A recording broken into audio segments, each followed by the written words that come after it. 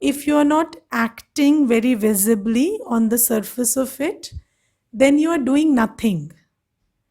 But even when you are not talking, you are not acting in a manner that is visible to others, you can still change the game and turn the tables, because you are being yourself, you are in your power, in your stability, and this stability that you hold within creates an atmosphere where everything else aligns and the situation comes to a place of stability. So, when you are stable within, you radiate the vibration and create an atmosphere where everything else comes together, it gets aligned, and there is stability outside. So, this is what we are trying to understand, that it is not outside in, it is inside out. So earlier we moved with this belief that it is outside in. So whenever there was turbulence outside, we said, how can there not be turbulence inside when there is so much turbulence outside? But now that we understand it is basically inside out, it is from here to there. So then the same equation changes to, how can there not be stability outside when there is so much stability inside? Okay. So when you are stable inside, you are creating a force, you are creating a vibration, you are creating an atmosphere where everything else, the people, the situation, the elements, everything that is there comes together, they get aligned, and they reach a place of stability. And coming from you, it was a very good experience. So thank you. Now, let's meditate today in the beginning, and then we will start with what we have to do today.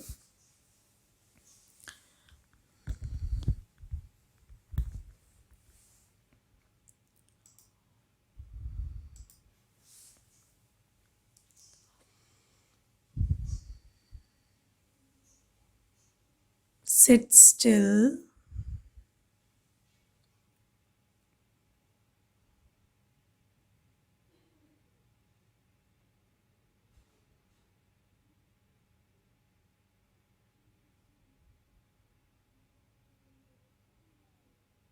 Keep your body completely still and relaxed.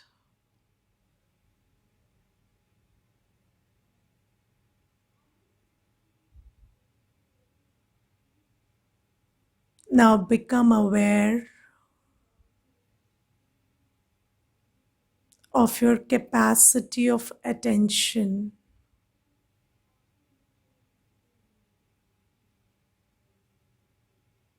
Unplug your attention from outside and turn it inwards.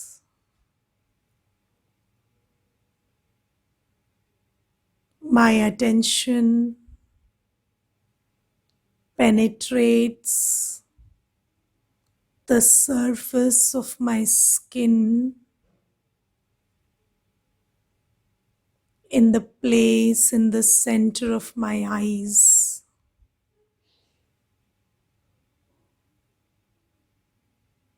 And as my attention penetrates the point in between my eyes, and I go within,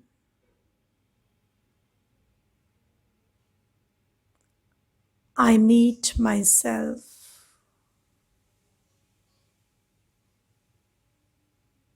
A small point, tiny, subtle point of light.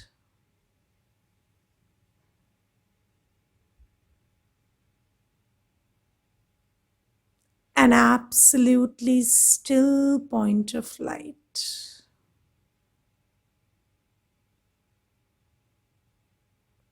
I'm here sitting on this driver's seat behind the eyes, absolutely still and stable. And I drive this vehicle anchored in this state of stability.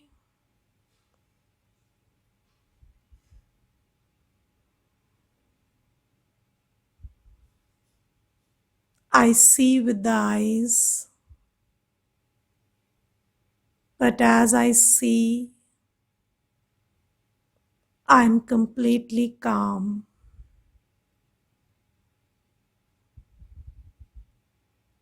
I hear with the ears,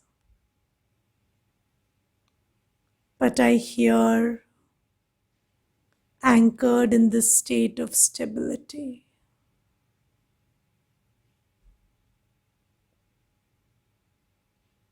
Whatever sights I see or sounds I hear do not upset or disturb me.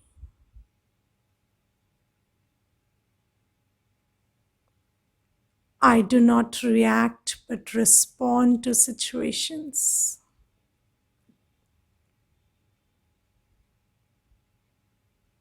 I am the master of my body.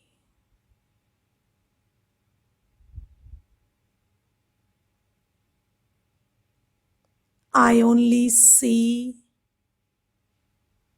what I want to see and see it as I want to see it.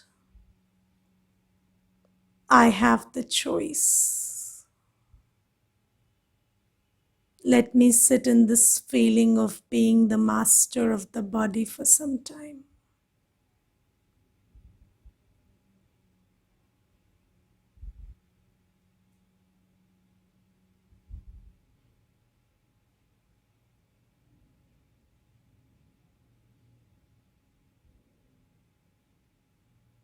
Om Shanti.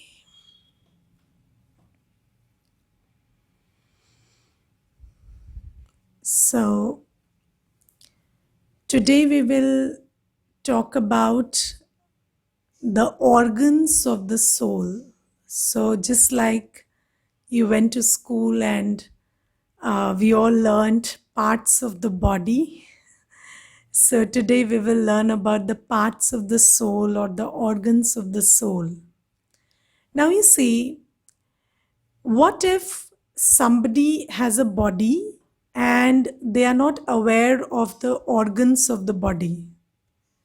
Somebody doesn't know that my eyes have the capacity to be shut and opened at my will.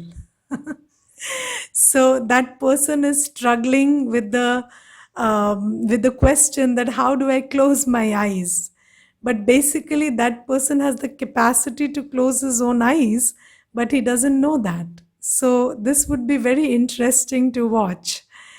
So basically, because everybody around us knows how to use the body, although we don't know it perfectly, exhaustively, and accurately. So that's why we go to yoga classes and we go to other places, which, and when the instructor bends his body in a certain way, then we understand, okay, our body has a capacity to be bent in this manner also. Like we never figured out that my body could have the possibility of being bent in such an angle. But then when we see these things, we see that, and then there is a thought that okay, if this person can do it, then I can do it as well. And then you start trying, and then sometimes you get in touch with the flexibility of your own body, and it is a very liberating experience and it empowers you a lot. Similarly, you are a soul, and sometimes, or rather always, you are unaware of what your parts of the soul are or what your organs are. And because I'm unaware that these are my organs and I have full sway over them. I can choose to use them, operate them in the manner I like. That is why we keep on saying these things that, okay, my mind is not in my control, or how my mind is like a horse and it keeps running, and these things. So, why I'm using this word mind? Because there are three parts of the soul, or three organs of the soul: Man, Buddhi, and Sanskar. So, I first want you to know the Hindi names, because some things are not really very accurate when they are translated. So, there is Man, there is Buddhi, and there is Sanskar. Now, when we say Man, it can be translated as the mind. When we say Buddhi, it is usually translated as the intellect. But intellect, the word intellect is, I don't think, an accurate expression of what we call the Buddhi. All right, but in want of a better word, this is what we use. So when we say intellect, we mean Buddhi, which is a wider word, but we go with the word intellect. Fine. So Man or mind, Buddhi or intellect, and sanskars, or what you could call personality traits. Okay, so sanskars could be translated as personality traits. So these are the three organs of the soul. Now, let me, with an analogy with respect to the body, make it clear what I mean by these are the organs of the soul. So, you see, this is my hand, okay? This is my face. Then I have my legs. But if I tell you this is the hand, this is the shoulder, this is the legs, and then I tell you this is the body, then you say, no, this is the hand. So, which is the body?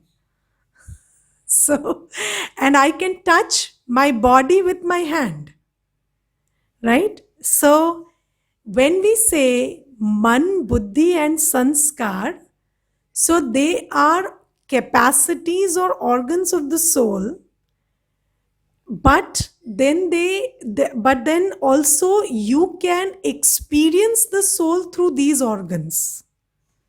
So it's not like I have a buddhi, so then the buddhi cannot experience me, just like your hand can touch your body. Your eyes can see your body. Similarly, your buddhi can see you also. So this is something that we need to be clear about, because sometimes, people will say, okay, so Man, Buddhi, and Sanskar are are parts of the soul. Then what is the soul? And is there something extra, or is there something less? So a soul is a soul. We will come to what it is made up of and all of those questions in a later session.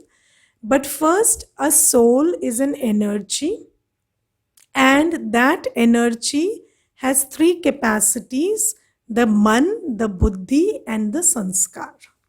Fine.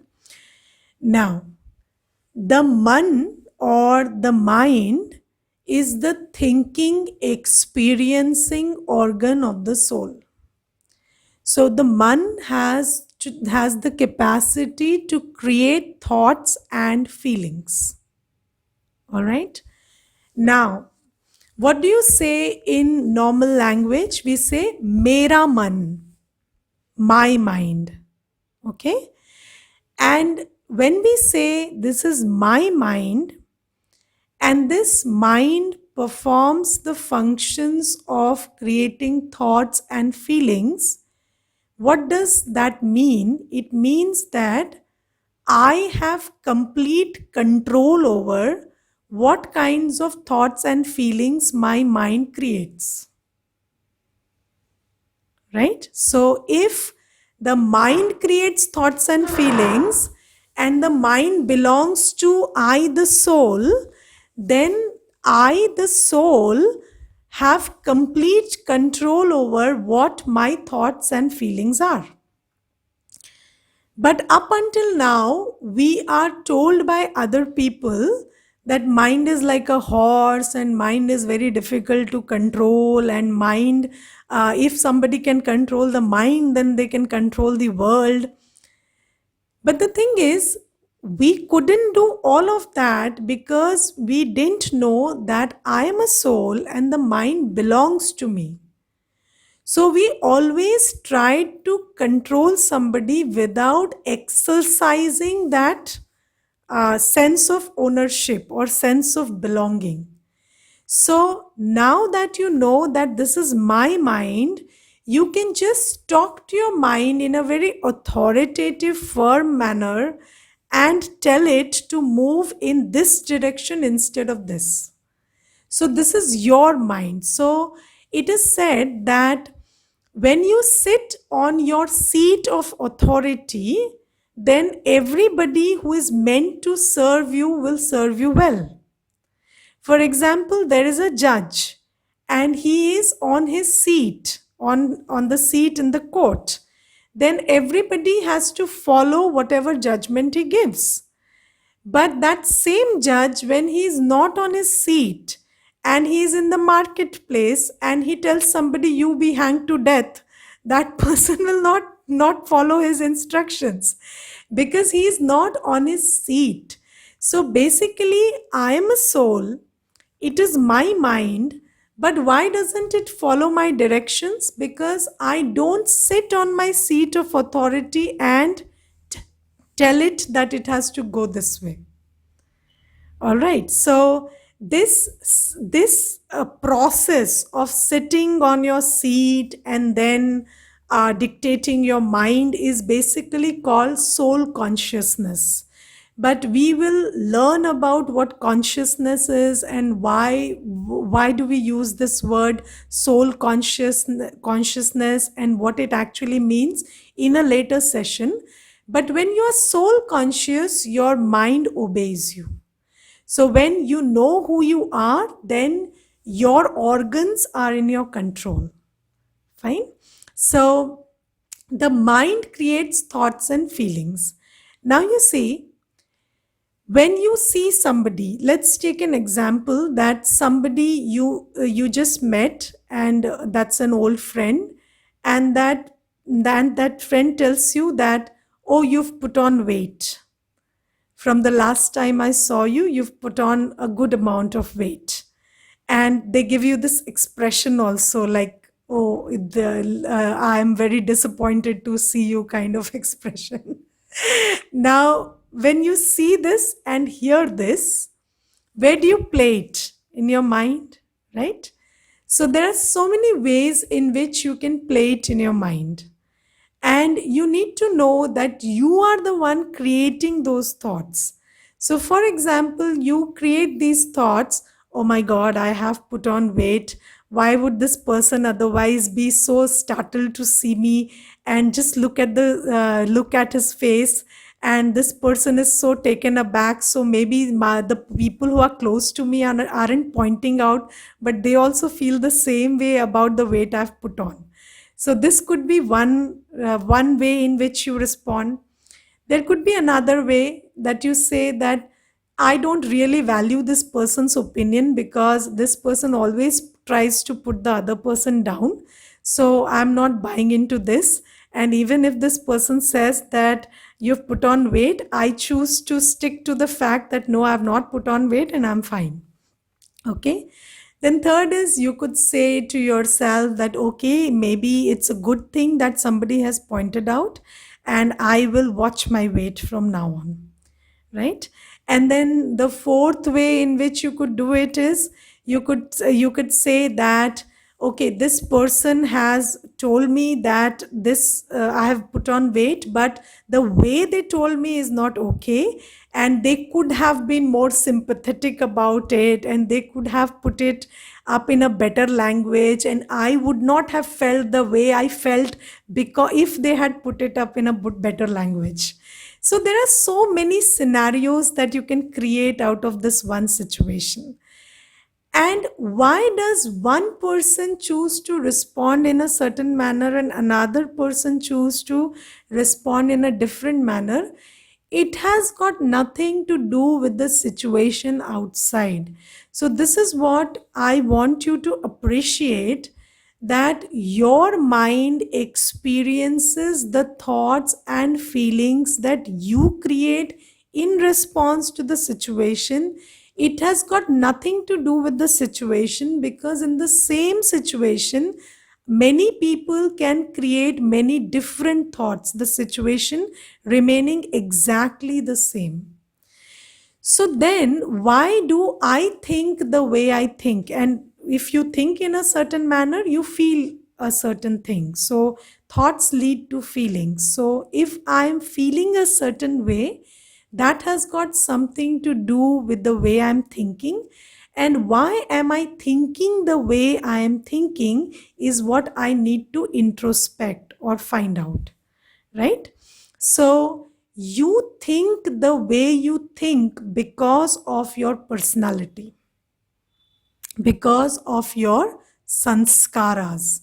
So if I could put sanskars very simply, what are sanskars? Sanskars are like the glasses you're wearing.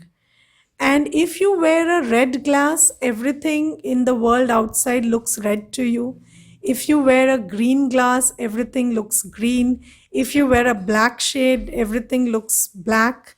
So, similarly, sanskars are the filters through which everything that we see here passes. And because it passes through those filters, so we experience anything only the way we project it into our mind. And the way we project it into our mind depends on the thing plus our the color of glass I'm wearing. All right. So a situation is a certain way, but how you experience it is the projected version of what you project into your mind. So when you project it, the glasses you are wearing or the sanskars you have are very instrumental in the way that situation is projected into your mind. So, this is something that we need to understand, that it is not the situation which is troubling me, it is my projection of the situation into my mind space which is troubling me. All right. Now, we all have been conditioned into belief systems. We all have been conditioned in two belief systems right from the time we take birth. First conditioning that we are introduced to is your feelings depend on other people and external situations. So when a child is born, then the first thing we tell them is, you are so lucky and we are so lucky because you have us and we have you. And then we love you. So the child is told that external people loving the child is very important to that child's feeling of being loved or accepted or recognized. So this is very subtle programming that happens, that external situations, external people are responsible for how I feel. Tell him, we got a gift for you. Are you happy now? Take this gift. Are you happy now? So, what are we trying to feed? We are trying to feed it into his buddhi or his programming, that when you get a gift, you should be happy. When you don't get a gift, you should be unhappy. So, we have programmed that our happiness or our unhappiness depends on external gifts, external achievements, external accomplishments. Then, when the child falls down while walking, we stamp the floor and then say, "Oh, isne gira diya." So we tell the child, or we condition the child, that the floor is responsible for your fall. You are not responsible for not walking attentively. And there is another classic one. So when the child is growing up, we say kapde chote ho gaye hain. The clothes have shrunk. Now the clothes never shrink.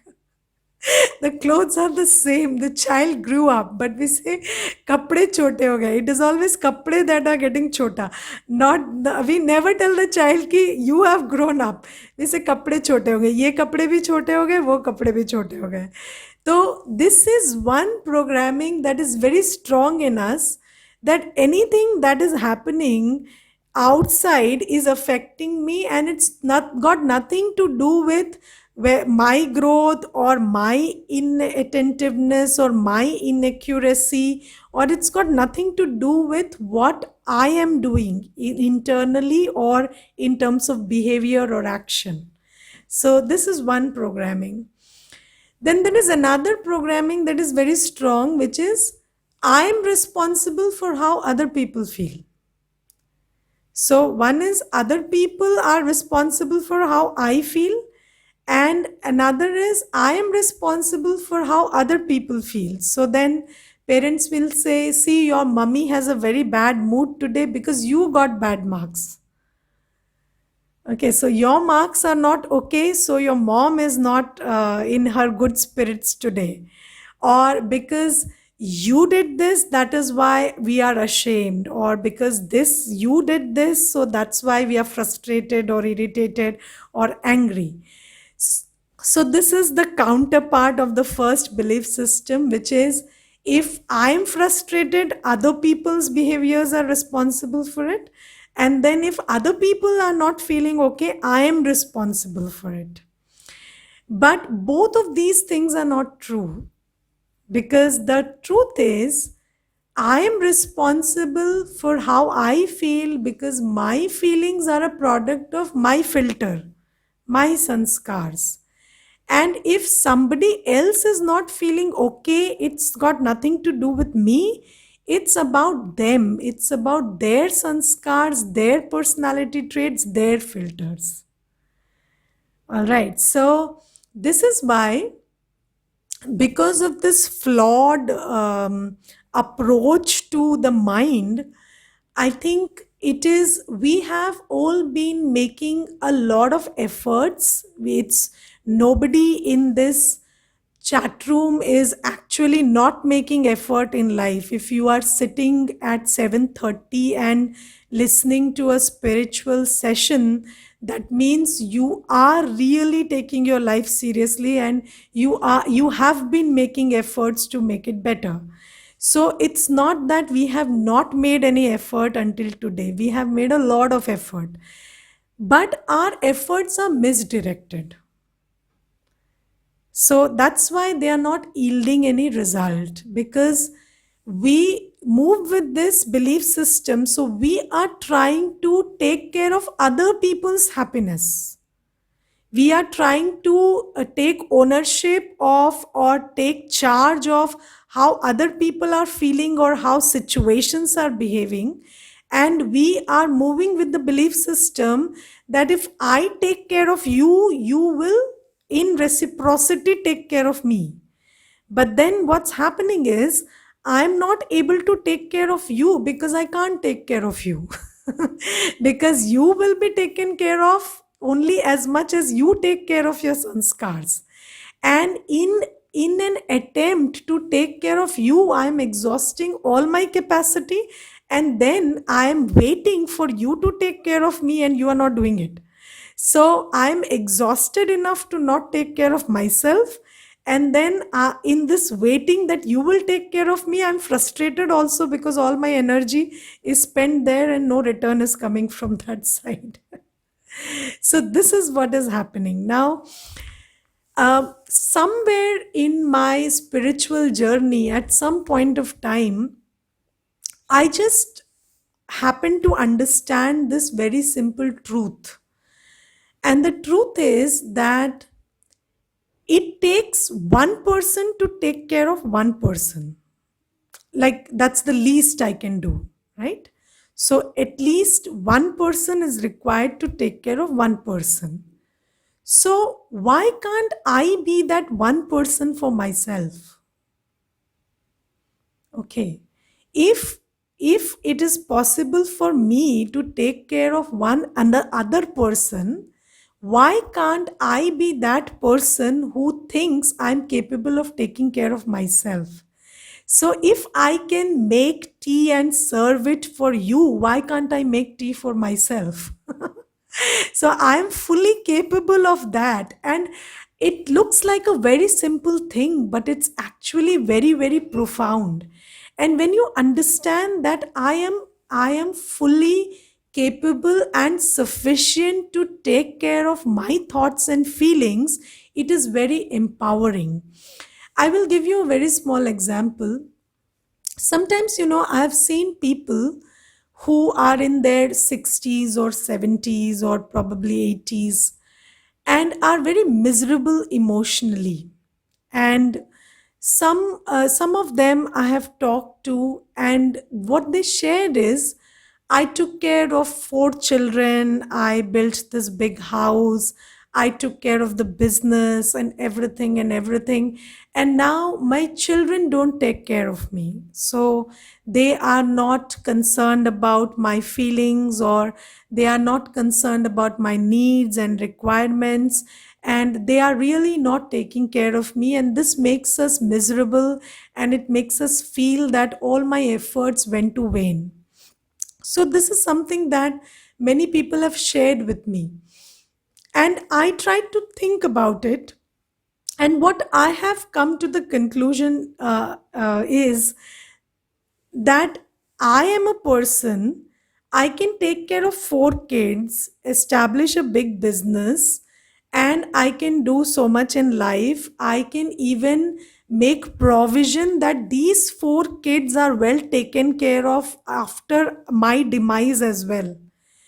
So, can't I take care of myself? I can also take care of myself until the end of this journey, this body. But somewhere down the line, you start creating a thought. That thought could start being created at 55, 60, 70, whenever. But once you start creating that thought that, yes, I did it for them and they should have done it for me, but they didn't. So, this one thought makes us miserable. It's not the reality, because I don't think a person who is completely capable of taking care of four children and establishing such a big business and doing stuff and providing for their future is not capable of taking care of himself or herself. That person is, but somewhere they start creating this thought, and this thought makes them miserable. And when I pointed this out to them, most of them agreed. Yes, so, and what I want to say here is that we are never betrayed by people, we are only betrayed by our expectations. So nobody betrays us, nobody what do you say, disowns us, or nobody leaves us miserable. It is our own expectations. So this one thought of expectation actually turns the tables. And once we understand that my feeling of frustration, or my feeling of not being not being requited enough, or this feeling that my life is miserable, is actually a product of the expectation I created. It's not a product of what is happening outside. And once I understand this, I can change it, because when you are able to diagnose the problem, you can treat the problem. Now, if you don't diagnose it correctly, then you can spend your whole life trying to get it corrected in some other manner, but it won't get corrected. So right diagnosis is that my feelings are a product of my thoughts, and my thoughts are my creation. So if I want to change my feelings, I have to change my thoughts. All right. Okay, so how to differentiate between helping other and taking care? As we have to take care of family, yes. So first thing is take care of yourself. So what I am trying to tell you is it's not that you don't take care of them, but you first take care of yourself and then take care of them. So don't think that if I take care of them, they will take care of me, because that is where all the problem starts. So I take care of myself, I take care of them also. Which brings us to this one question of the purpose of relationships, right? So when I tell you that we are all sufficient and capable of taking care of ourselves, am I trying to tell you that we don't need relationships? We can be ascetics? No. What I'm trying to tell you is the purpose of relationships is not that you take care of others and they will take care of you. Now, for this, we need to understand one thing, which is if I ask you, when you create a loveful thought for somebody, or you cook food with love for somebody, or you make a loveful gesture, maybe smile, maybe just extend your hand for a hug, not in corona times but otherwise. So when you do this, who is the first person who gets that energy of love? Who is the first person who gets that energy of love? You yourself, right? So the creator gets the energy first and then the recipient gets it. So this is the equation. So when I'm saying that you take care of yourself means you be very aware that when I create peaceful thoughts about situations, about people's behavior, when I create loveful thoughts about people and situations, then I am taking care of myself. And when I am taking care of myself, I do not have to wait for them to reciprocate. So when I create an energy, I create it, consume it, and radiate it both at the same time. So I might be creating it for the other, but I should also be aware that this energy is also available to me. Now, even when there is no recipient, there is nobody on the receiving end, you still take care to create loveful, peaceful thoughts and feelings. Right? So you can smile even when you are sitting alone. You don't need another person to smile. Only when in the presence of other people can you smile. It's not like that. You can create loving thoughts, peaceful thoughts, thoughts of gratitude, thoughts of happiness, thoughts of well-being, even when you are in the privacy of your own mind space. So when you start taking care of yourself, which means you take care of your mind space, which and always nurture it with pure, loveful, positive thoughts and feelings, then you automatically radiate it to the other also. And then they may reciprocate, they may not reciprocate, but you are not waiting. All right. So when we have relationships around us, they are very instrumental, or they give us an opportunity to create positive thoughts and feelings. So that is the purpose of relationships. Now you see, uh, up until now you have always thought about it in this way, that when I get up, it is for other people. Why do you get up? Because the child has to go to school, the husband has to go to office, or I have to go to office.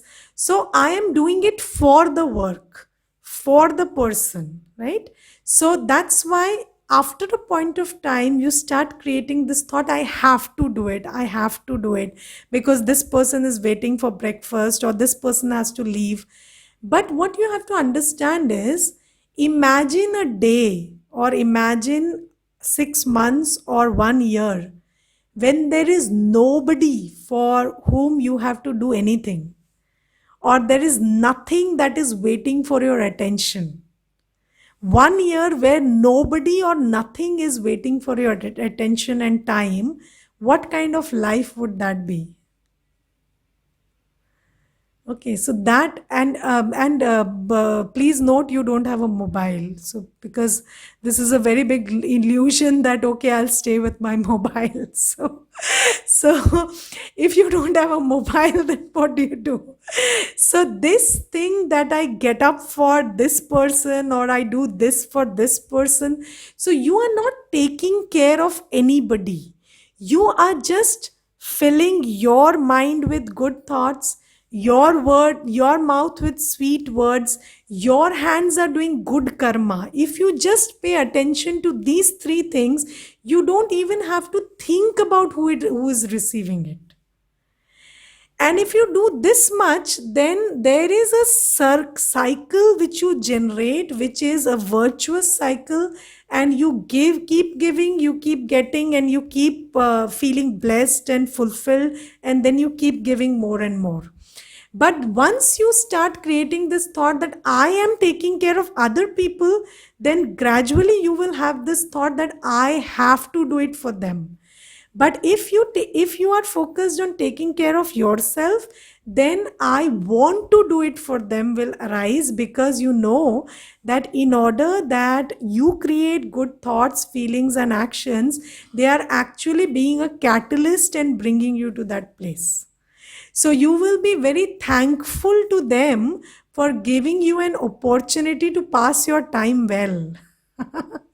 And many people will give you very big and serious definitions about life, but I will give you a very simple definition which is very close to my heart and which probably I have coined.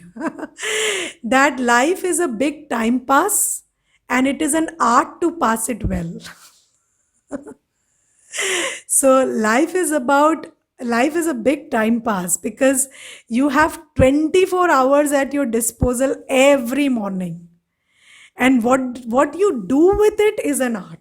So life is all about passing your time, which is 24 hours every day, but how you pass it is an art, and you can be very creative about it or you can be very miserable about it. And when you do it in a very artistic manner, you make a great life.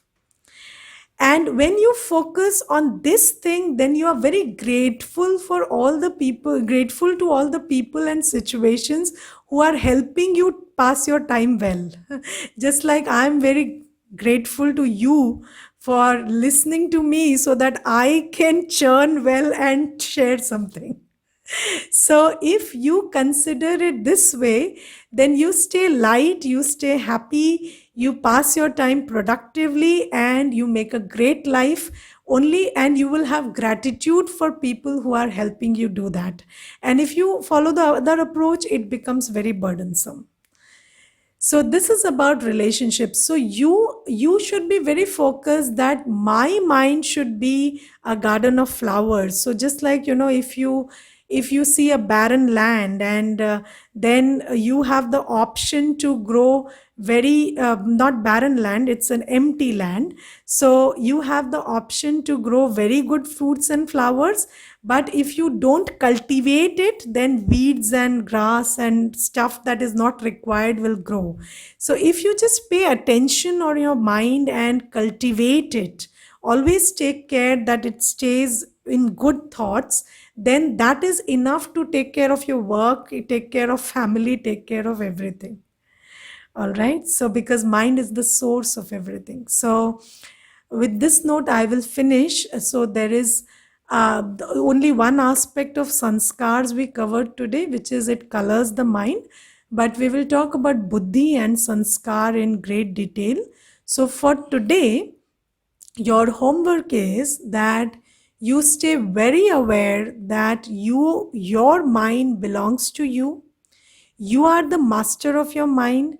And whenever you observe your mind thinking in a way that is making you feel miserable or feel what you don't want to feel, then don't externalize that these feelings are a product of how they are behaving. No, these feelings are a product of how I am thinking about how they are behaving. And if I want to feel peaceful, I have to change my thought about how they are behaving. And basically, you might be under the illusion that if you create negative thoughts about that behavior, it's going to affect them. But that's not going to happen. So, if you create negative thoughts about their behavior, it's only going to affect you, it's not going to affect them. So you better stay in enlightened self-interest. So we call this, people say, is it selfish? I say no, it's not selfish, it is enlightened self-interest. So somebody who is awake and enlightened chooses to focus on his thoughts and feelings, and it's not at the cost of anybody else, but for the betterment of your own self. Because we have this illusion that if I don't think about other people and play their behavior and other situations on my mind, then I'm committing some kind of sin and I'm not doing my moral duty. So it's not like that. If you stop focusing on their behavior and whatever is wrong or bad in that, and you just start creating pure and positive thoughts in your mind, this is enlightened self interest. All right. Om Shanti. Let me take the questions that are written down and then I'll have some verbal questions also. How sanskars are built, I will cover this. This is a whole chapter, okay? If somebody blames you that because of me their relationship is broken, then should I blame to myself for this? No, we discussed this, that we now the first thing is, you don't need to blame yourself for their circumstances or their predicament, but you have to take ownership of your feelings also. So you don't have to move with this idea that they are causing you to feel this way, right? So they, whatever happened to them was because of them. I had got nothing to do with it. But if I am feeling miserable about it, it's got something to do with me. And let me deal with that feeling. All right. So that you have to deal with, that why am I feeling this way? Now I will tell you one very important thing in this. So how you feel is because of two things. One is because of conditioning, another is because of karma. All right. So you need to check your feelings very thoroughly. For example, if I have really hurt somebody, really done some bad karma, so there is karma also. So I slap you and then I say I am not responsible for your feelings. So so that karma will not allow me to settle in this thought that no, I'm not responsible for your feelings. Even if I tell myself 100 times, I will not be able to overcome it. So there is, how you feel is about conditioning, yes, the thoughts you create. But if you have performed bad karma, those thoughts will not go away. So today we are focusing on the conditioning, and how sometimes, for no fault of yours, people will try to impose on you that it's because of you that they are feeling this way. So that is something you have to take care of. Okay, no, it's not like that, and I am not responsible for how they are feeling. But you have to also check whether there is some truth to it. And if there is a truth, then we will talk about how to settle karma in the chapters to come. And then you have to take care of that karma. For example, I will tell you a very simple thing. Suppose you constantly are getting this thought that I am not keeping good health and this health will affect me, right? So it could be because of some conditioning, like you read something on the internet which has set this thinking off, or something of that sort. So that conditioning can be taken care of. But it could also be because of karma, because you're neglecting your health. And if you're neglecting your health, and if you're trying to just tell yourself that no, I'll be very healthy, that won't work. So you have to take care of karma and conditioning both. Okay, now this is a deep thing in the initial sessions, but I mentioned ask and I give one-sided answers only about sanskars, then sometimes it creates an imbalance and you don't even check कि मैंने कुछ किया तो नहीं है. Right? So check whether there is some karma that I've performed, and if not, then take care of your conditioning. Or if I have not done intentionally, yes, so intentionally, when you have not done it intentionally, so now with the spiritual or education, you will become aware of things that you have not done intentionally also. So you will be able to take care of those also. But you have to bear with me and kindly do not assume this is for 21 days. Okay, so we call you for 21 days, because if I told you we are calling you for 21 births, you won't come here. Okay, so this is why this is advertised in this manner. So in 21 days, you decide whether you want to continue or not. But this journey is not 21-day long. And this is something you need to understand right now. And we will be understanding various aspects of it gradually. And it is a very gradual and slow process, because it needs a lot of time to settle into our minds. Okay. Oh, all right. Then there is another question. Are relationships equal, give and take? No, because your equal is not equal according to them. So, we keep feeling that I'm doing more. So the thing is, if you create this thought, I'm doing more in the relationship, they also create the same thought, I'm doing more. And I will give you a very personal experience about this. I always felt that I'm doing a lot in respect to this one person. And one day I voiced it out and I said, see, I'm doing so much. I'm doing this. And then that person told me how much he felt he was doing for me. And I was so stunned. I never had any idea that this person also has a long list of what he's doing for me.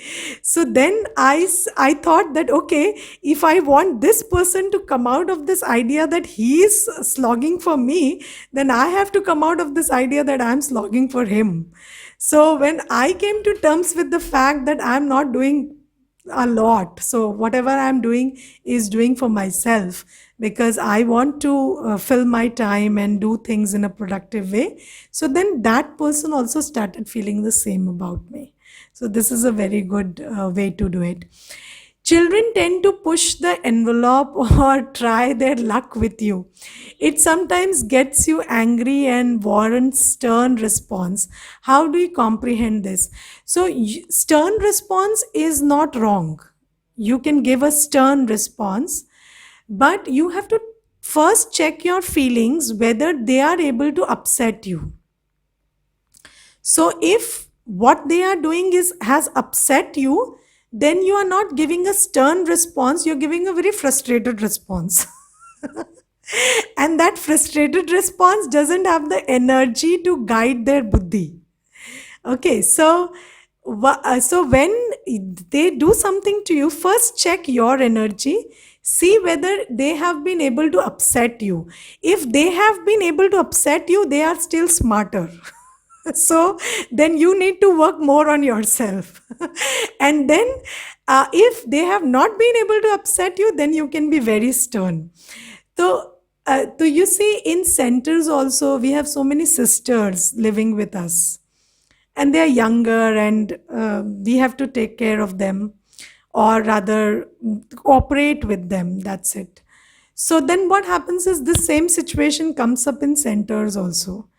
So when somebody says something, we are in such a state that there is not even a change of expression on our face, not even a wave in our mind. And when this state happens, they know that they have conveyed, and the ball is in our court. And then we decide how to respond to it. But if somebody has been able to play with your mind, then you should just stop and not say anything at that time. Take care of your mind and then respond, because you are dealing with a sharp player. So you need to sharpen your instrument before you deal with them. Otherwise, they will get the better of you. Okay. So children will actually help you on your spiritual path, because you will learn here and give your tests with them. All right.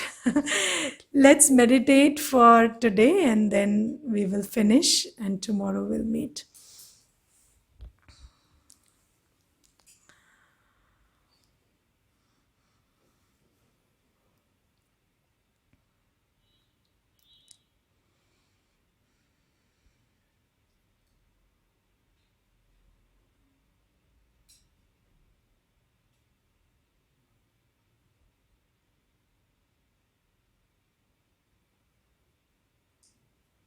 Allow your body to relax.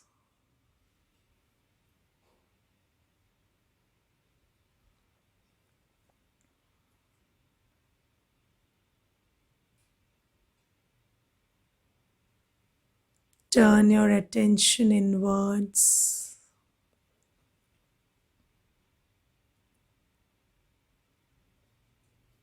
through the place between my eyes.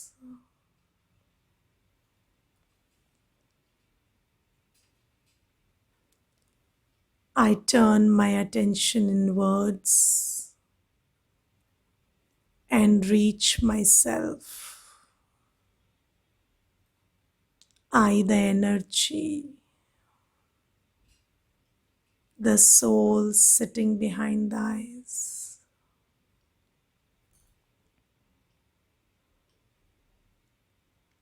I have this beautiful capacity called the mind.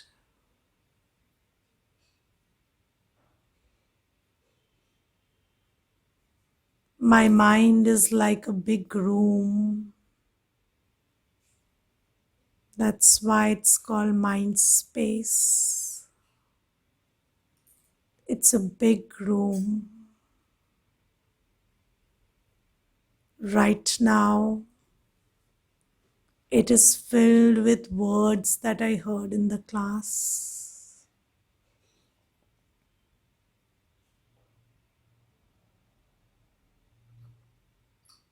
I slowly watch that room being cleared out. As I just watch that mind space standing on the door, it starts to empty.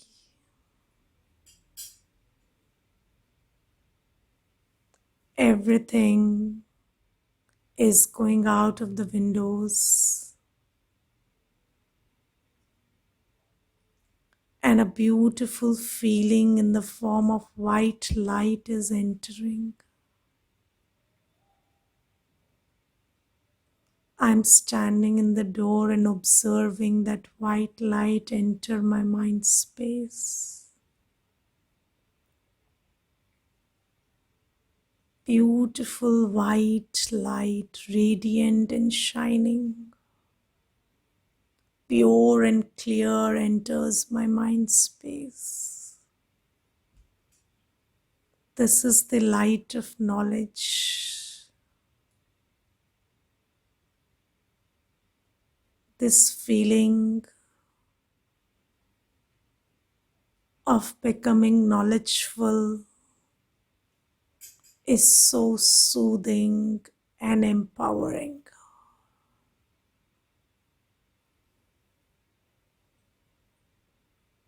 This light of knowledge is clearing out all the dark spaces in my mind.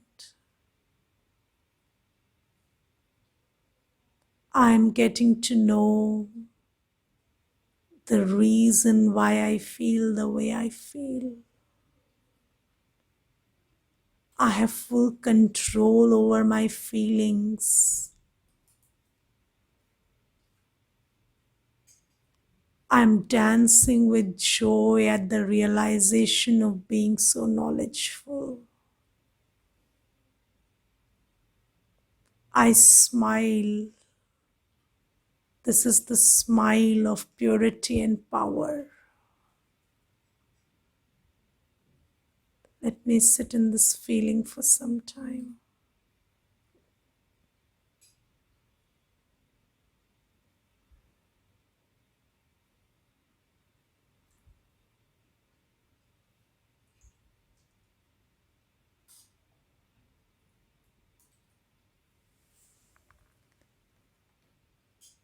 Om Shanti.